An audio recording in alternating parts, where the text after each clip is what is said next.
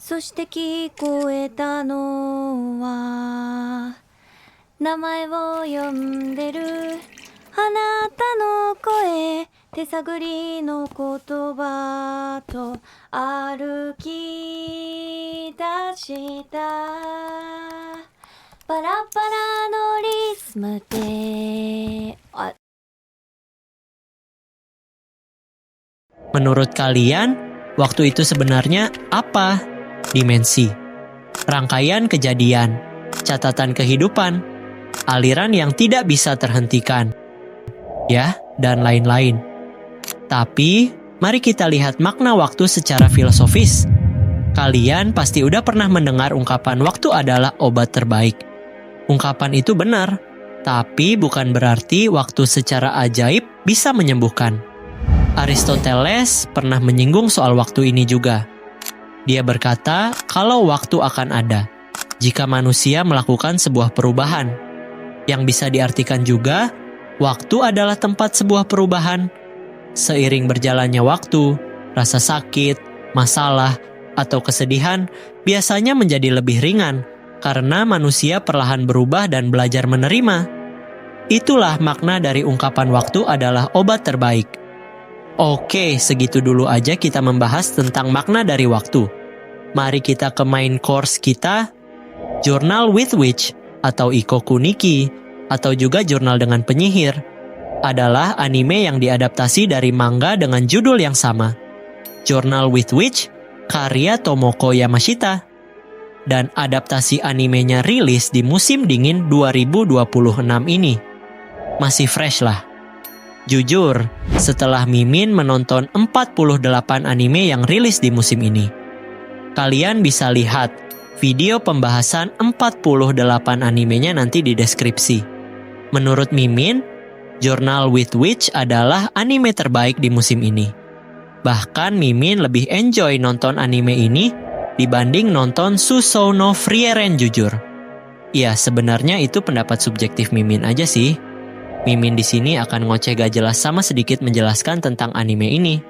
Sebenarnya, apa yang sedang disampaikan dari anime ini? Penasaran?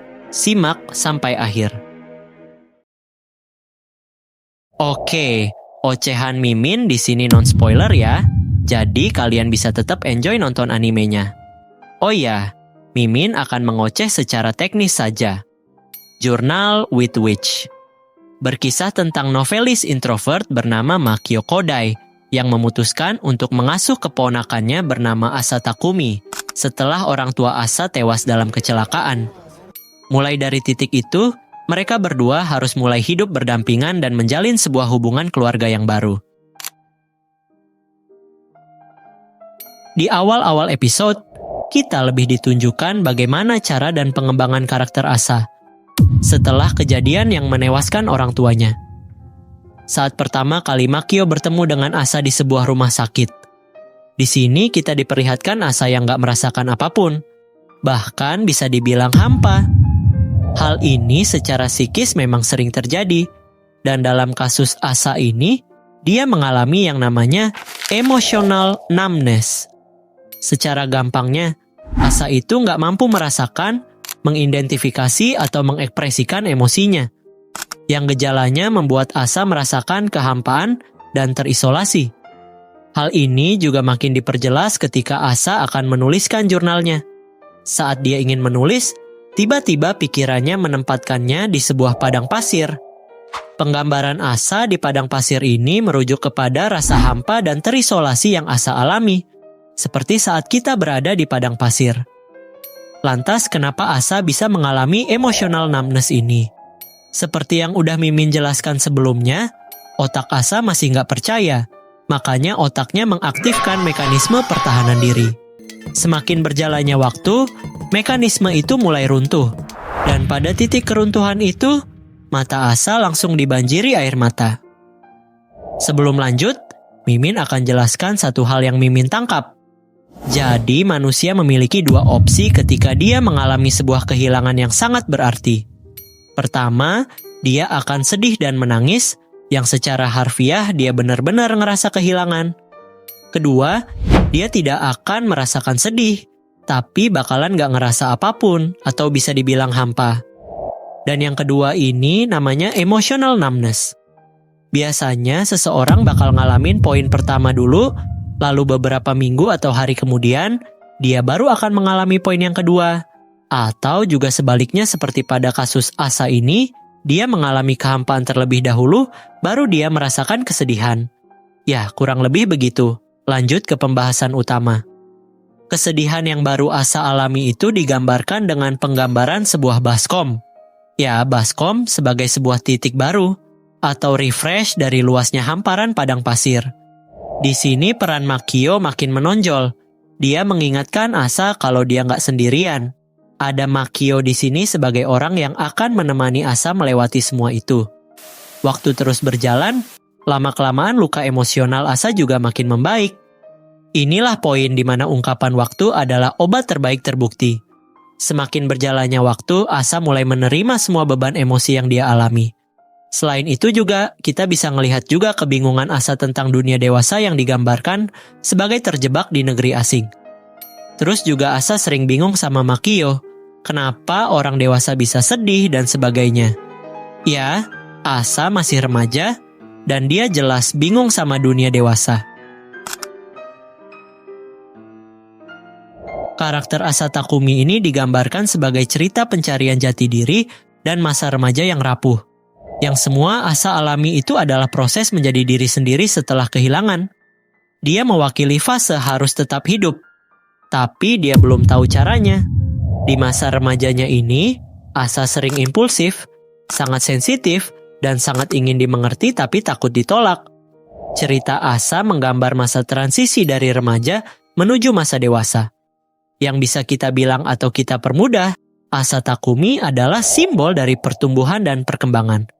Sumpah, kalian harus nonton perkembangan karakter Asa Takumi ini sih. Siapa tahu ada yang relate. Oke, setelah mengoceh soal karakter Asa Takumi ini, mari kita ke sisi seberangnya, yaitu Makio Kodai. Setelah Mimin analisis, Makio ini karakternya berbeda banget sama karakter Asa. Kalau di awal cerita kita diperlihatkan kehampaan yang dirasakan Asa, di karakter Makio kita justru diperlihatkan sesuatu yang lebih halus. Bukan kehampaan yang kelihatan jelas, tapi lebih ke jarak emosional yang udah terlalu lama sampai jadi kebiasaan. Di awal-awal kita diberi sebuah gambaran karakter Makio sebagai sosok yang tenang, rasional, hidup sendiri, dan kelihatan stabil. Namun, nggak sesederhana itu. Dia adalah orang yang terlalu lama hidup dengan mengendalikan emosinya, sampai akhirnya dia nggak tahu lagi gimana caranya berekspresi secara natural. Ya ekspresinya paling cuma datar, kaget dah gitu doang. Oh iya, kalau sebelumnya kita bahas tentang emotional numbness pada karakter Asa, di karakter Makio kita bisa menemukan yang namanya emotional distance. Secara sederhananya, Makio ini masih bisa ngerasain emosi, tapi dia selalu jaga jarak biar dia nggak kelepasan. Ya karakter Makio ini benar-benar berbanding terbalik sama Asa. Kalau Asa ingin merasakan diperhatikan, Makio justru nggak mau. Dia lebih nyaman pas dia sendiri. Makanya kadang Makio nggak bisa ngapa-ngapain Asa, ya karena dia nggak mau terlibat aja. Lantas kenapa Makio yang suka sendirian, mau mengurus Asa? Oke, mari kita ngebahas masa lalu Makio terlebih dahulu. Makio punya masalah sama ibunya Asa, atau bisa dibilang kakaknya. Hubungan mereka berdua itu ruwet banget. Karena dari kepribadian mereka aja udah kayak surga sama neraka, yang mau gimana juga pasti berbanding terbalik. Makanya kakaknya suka mengomentari kelakuan Makio, yang ngebuat Makio jadi nggak suka. Setelah kakaknya meninggal, Makio justru merasa kehilangan sesuatu. Dia kehilangan kesempatan untuk bisa memahami kakaknya. Yang ngebuat dia mempunyai semacam penyesalan yang gak sempat dia ucapin.